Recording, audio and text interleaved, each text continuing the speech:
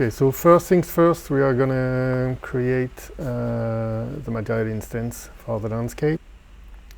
You will find the master material in the folder of the same name. So from here you can create an instance. Let's select it and apply it to the landscape.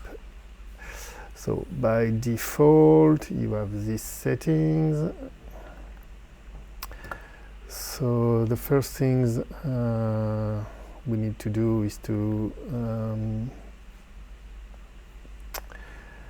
fix the slope. So we have the clip slope here and clip slope contrast. So slope determines the angle where the switches from flat to steep from the base material, usually grass, to the steep cliff material, usually rocks. So by modifying the slope, contrast allows you to make the transition more or less soft. As you can see, the blending is not very interesting. It's quite simple. Actually, it's a simple gradient. To avoid that, we can use the height of the material to help with the transition, and it automatically creates something very much interesting.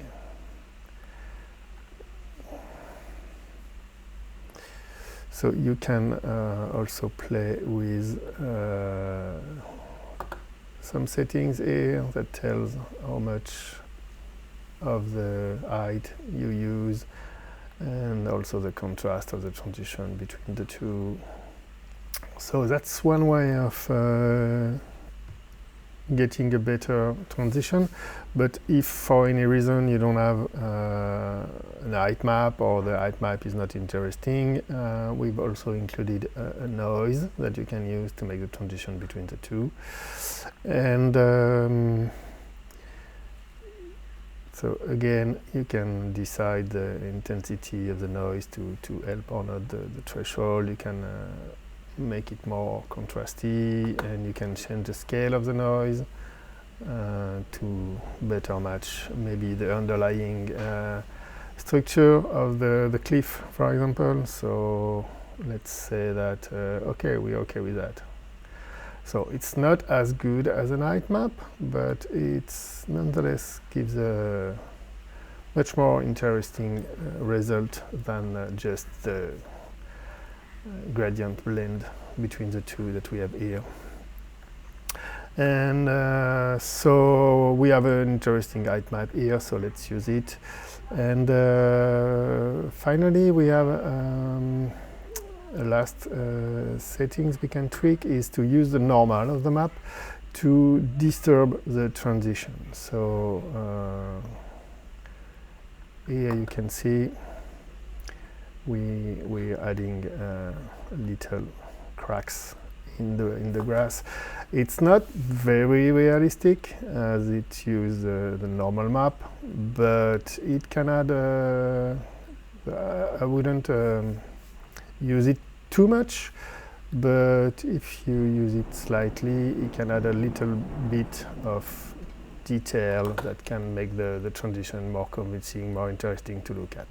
The last settings is the overall contrast we apply to all the masks. So we can make it 0 and the transition will be very smooth like that, or in contrary we can make it higher and have a much more contrasty transition. And this is for the cliff slope. So now that we have our slope material, let's tweak the cliff material so that it looks whiter and less contrasty. So in the cliff material you have many options. You can change contrast, saturation, brightness, and add a tint. In my case, I first want to lower the contrast, so maybe 0.3 should be nice enough. Yeah, not too bad.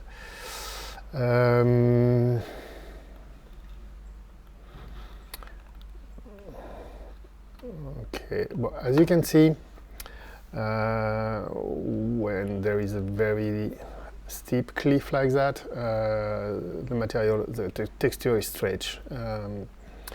So to avoid these kind of cases that are very common on landscape, you can use a tri-linear projection of the material. Yeah, and it will give you something more interesting. It's still, we can still clearly see the pattern repeating itself, but that's something we will handle later. So let's go back to our landscape here. So I'm going to tweak it a little so that now that we have enabled the tri-linear projection, the blending is a bit different. So let's review that with the slope.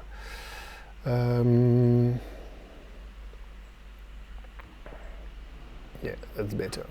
But as you can see, sometimes the transition is not exactly what we would like it to be. So we have two possibilities here. We can actually paint all the procedural materials. They can also be painted. So you can really do whatever you want. Even if the procedural blending gives you something, you can write that and paint anything you want. So to do that, you first need to enable the painted layers. So use landscape painted layers in the variables. And if you want to specifically paint over the base material over the procedural one, you need to activate this too. And now we can paint. So the cliff material is there, so you can select it and you can, for example, add some cliff material if you want here. So you can paint the grass, so it erases the procedural cliff material. So when you are good with your slope, the transition between the grass and the cliff, let's try to make the grass look a bit better.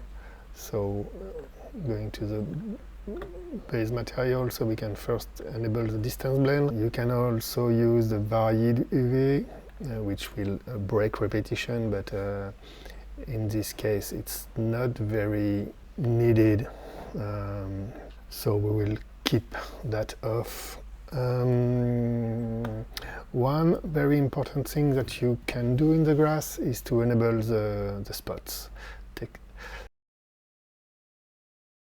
You can change the scale of the noise. You can change the contrast to make the transition very sharp, for example, and like this. But it's important to understand that the spots not only tint the material, but most importantly, they drive the specific type of grass that will be spawned in the spots area. So if I enable the grass spawning and wait a little, so here you can clearly see that the color of the grass spawn does match the area that we define with the spots. And if I modify scale, for example, to make it much larger, this one, for example, you can see that the grass is still following the spots made by the texture. We can lower the influence of the color because most of the influence is done by the grass itself. And this is it for the grass material. There is a third auto material that we can add, so it's an intermediate, and as its name implies, it is positioned between the grass and the cliff. So if you enable it, yeah, that's more interesting. Let's change the contrast and make it a bit more, and make it a bit larger, like that. But so it's interesting to create a gravel that could accumulate the bottom of a cliff. But in this landscape in particular, I don't see it very interesting or realistic, so I will not enable it. What I can do is I can paint it on places that I think it would match. For example, here at the base of this cliff, we can imagine that we have some gravel accumulate. So let's paint that at the bottom. So let's compile. And here you have some gravel area.